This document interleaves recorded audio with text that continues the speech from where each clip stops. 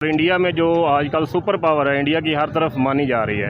India super power बन चुका है एक हिसाब से, क्योंकि अमेरिका और इसराइल उसको सपोर्ट कर रहा है। ठीक हो गया।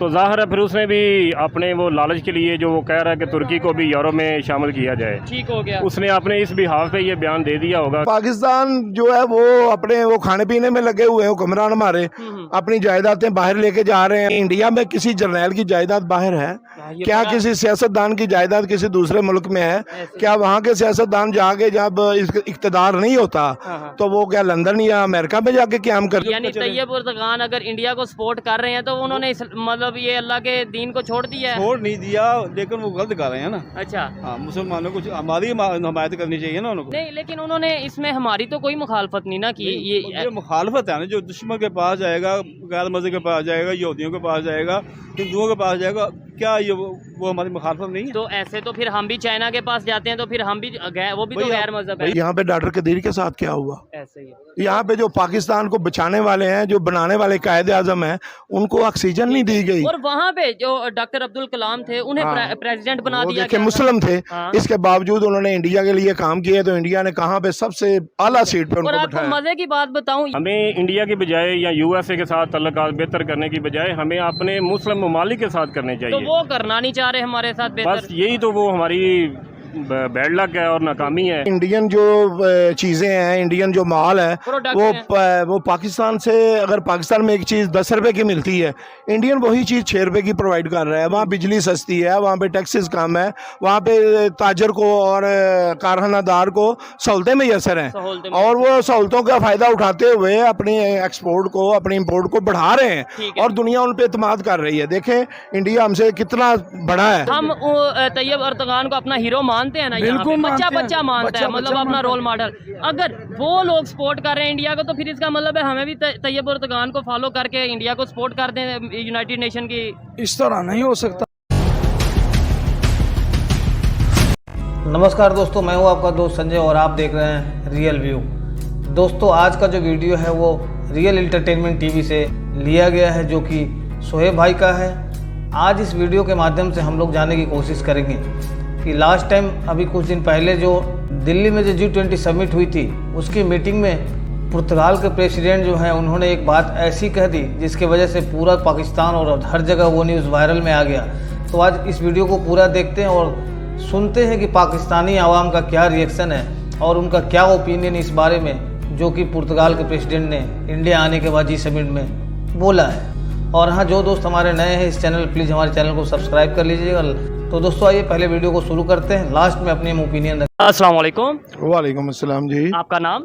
जी शेख मोहम्मद अमजद, सदर मरकजी अंजुमन ताजरान, डिस्ट्रिक्ट हाफिजाबाद। जबरदस्त सर आप तो फिर इसके मतलब है कि बिजनेस भी करते हैं और इसके अलावा ये हल्का फुल्का सियासत को भी देखते हैं। जिस टॉपिक पे वीडियो रिकॉर्ड कर रहे हैं वो ये है कि इंटरनेशनल लेवल की अगर बात की जाए, जो इस्लामिक कंट्रीज़ हैं वो आपस में यूनिटी के रखे हुए हैं इस टाइम में? बिल्कुल कोई यूनिटी नहीं है। पाकिस्तान की कोई बुरे वक्त में इमदाद नहीं कर रहा। सिर्फ ये है कि पाकिस्तान में कोई मुस्तहकम हुकूमत नहीं आई, नहीं है। जी बिल्कुल, आए रोज़ हुक्मरान बदल जाते हैं।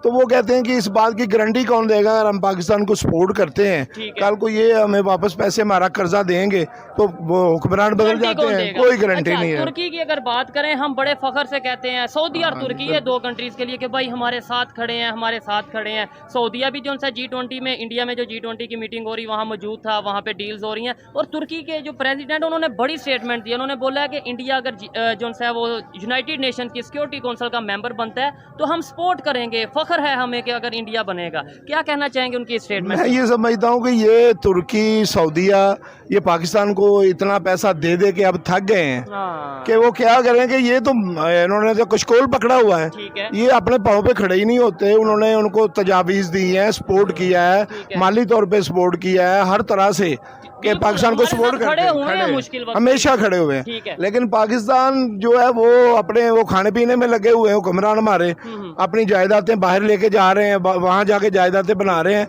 क्या दूसरे इंडिया में किसी जर्नैल की जायदाद बाहर है क्या किसी सियासतदान की जायदाद किसी दूसरे मुल्क में है?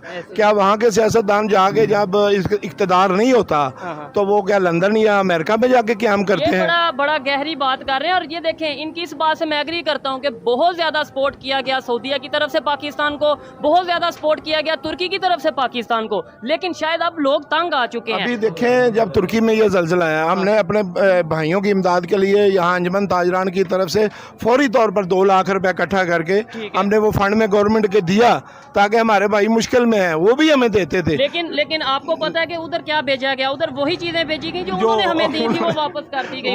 वो हमारा पोल खुल गया कि ये तो अपने लिए रखते हैं सारा कुछ। किस सिचुएशन में इस टाइम फंस चुके हैं? ना तो इस्लामिक कंट्री हमारे साथ, ना ही नॉन इस्लामिक कंट्री। एक साइड पे हम कहते हैं अमेरिका साजिश कर गया, इसराइल साजिश कर गया, चाइना साजिश कर गया, इंडिया साजिश कर गया, और दूसरी साइड पे अब इस्लामिक कंट्रीज भी साजिश करने लगे। ये असल में हमारे जो कि जिस तरह कहते हैं ना, कौलो फेल में तजाद है।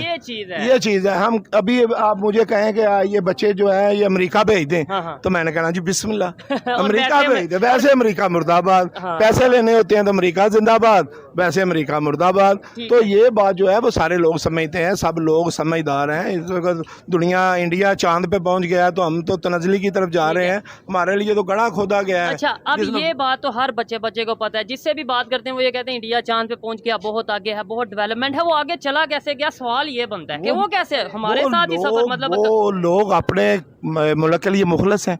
वहाँ के जो लोग हैं वो अपने जो उनके लिए ये सारा कुछ कर रहे हैं, उनके लिए उनके दिल में चाहत है, कदर है।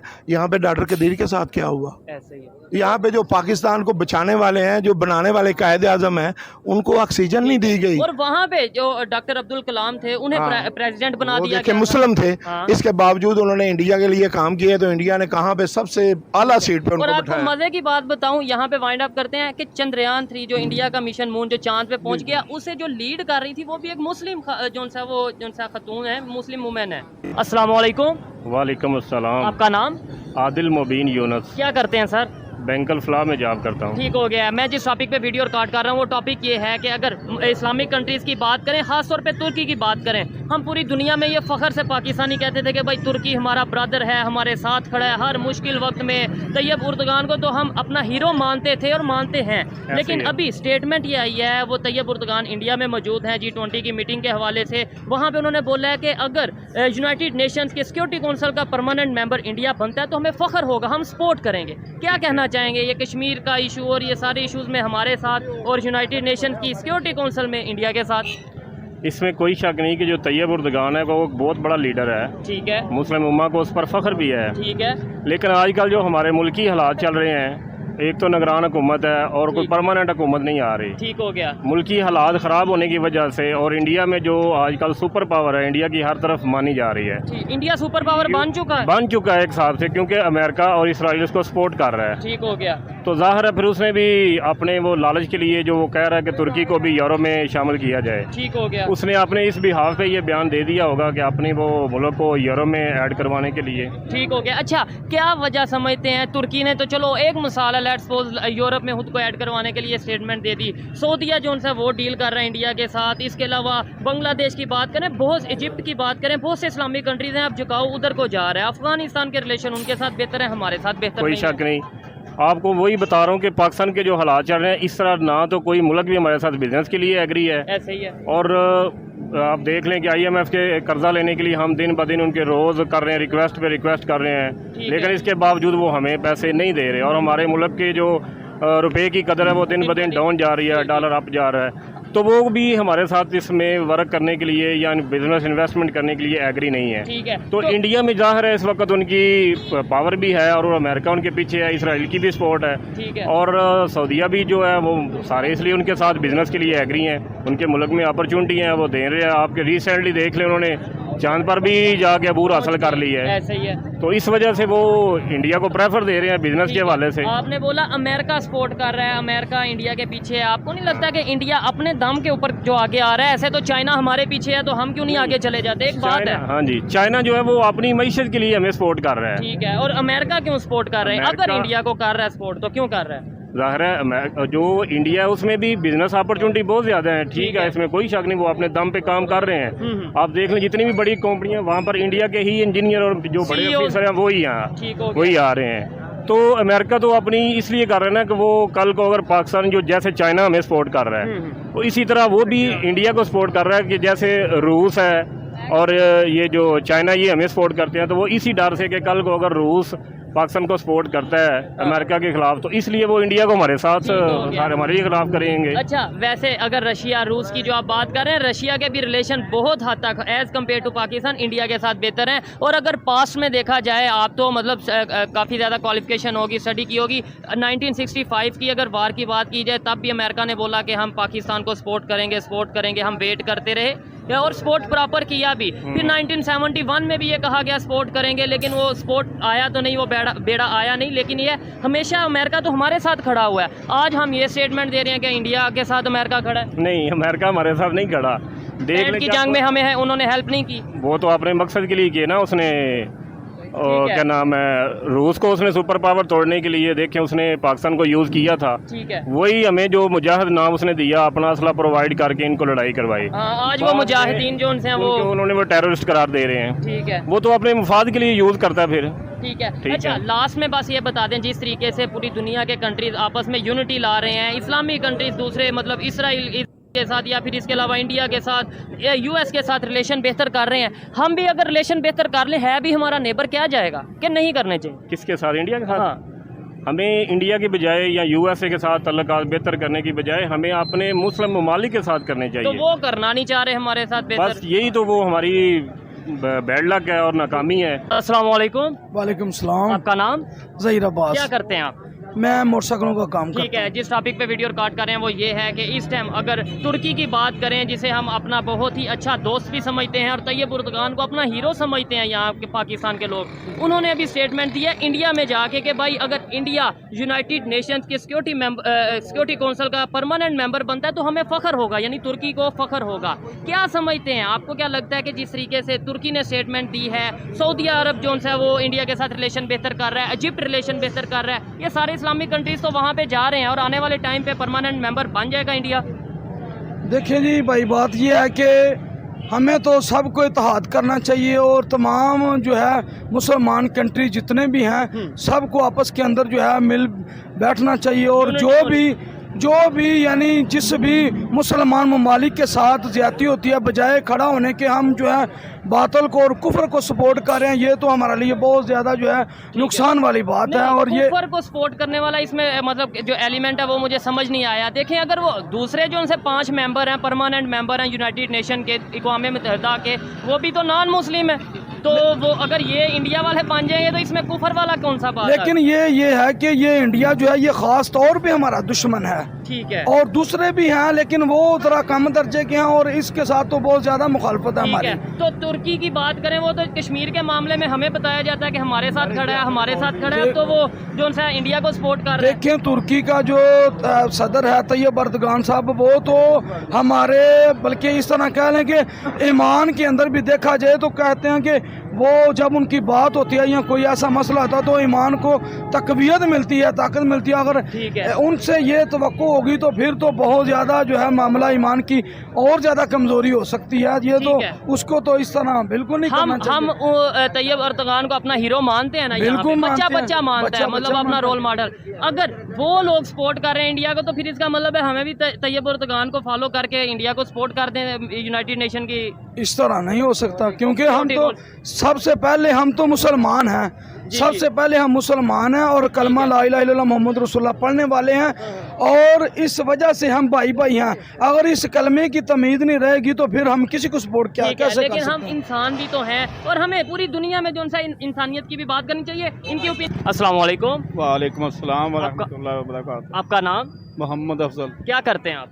हम ये किराना स्टोर है हमारा। ठीक है। जिस टॉपिक पे वीडियो रिकॉर्ड कर रहे हैं वो ये है कि अभी तुर्की के जो प्रेसिडेंट हैं तैयब उर्दगान इंडिया के विजिट पे थे G20 के हवाले से, वहाँ पे उन्होंने एक बहुत बड़ी स्टेटमेंट दी है। उन्होंने ये बोला है कि अगर इंडिया जो है वो यूनाइटेड नेशंस की सिक्योरिटी काउंसिल का परमानेंट मेंबर बनता है तो उन्हें फ़ख्र होगा। क्या कहना चाहेंगे उनकी ये स्टेटमेंट के हवाले से? वो जो भी कर रहे हैं वो गलत कर रहे हैं, क्योंकि हम मुसलमान हैं, वो भी मुसलमान हैं, उनको हमारा साथ देना चाहिए। हम मुसलमान आपस में भाई भाई हैं, मिलकर चलना चाहिए। यही हमारा ईमान है और यही हमारा कुरान है। नहीं, लेकिन उन्होंने इसमें हमारी तो कोई मुखालफत नहीं ना की। ये मुखालफत है ना, जो दुश्मन के पास जाएगा, गैर मज़हब के पास जाएगा, यहूदियों के पास जाएगा, हिंदुओं के पास जाएगा, क्या ये वो हमारी मुखालफत नहीं है? तो ऐसे तो फिर हम भी चाइना के पास जाते हैं, तो फिर हम भी वो भी तो गैर मजहब है ना? उनके जाने से हमारा नुकसान है, क्योंकि वो हमारा दुश्मन है। इंडिया हमारा दुश्मन है, मुसलमानों का दुश्मन है। इसलिए जो मुसलमान वहाँ कश्मीर में हैं, जो हिंदुस्तान में रहते हैं, उनको आपको नज़र नहीं आता कितनी तकलीफ हो रही है, कितनी अजीज़ें वो लोग दे रहे हैं। ठीक है। अच्छा, आपने बोला जो मुसलमान कश्मीर में, आपको पता है कश्मीर में जो डेवलपमेंट हो रही है, तरक्की के काम हो रहे हैं, और दूसरी तरफ अगर पाकिस्तान की बात करें, आपको नहीं लगता कि जिस तरीके से दूसरे कंट्रीज़ के साथ हमारे रिलेशन ख़राब हो रहे हैं, अब इस्लामिक कंट्रीज़ भी दूर जाते जा रहे हैं, हमारे में यूनिटी इत्तेफाक नहीं नज़र आ रहा? तो जब हमने कुरान छोड़ दिया है, हमने अल्लाह के नबी का फरमान छोड़ दिया, तो वो इसलिए दूर जा रहे हैं।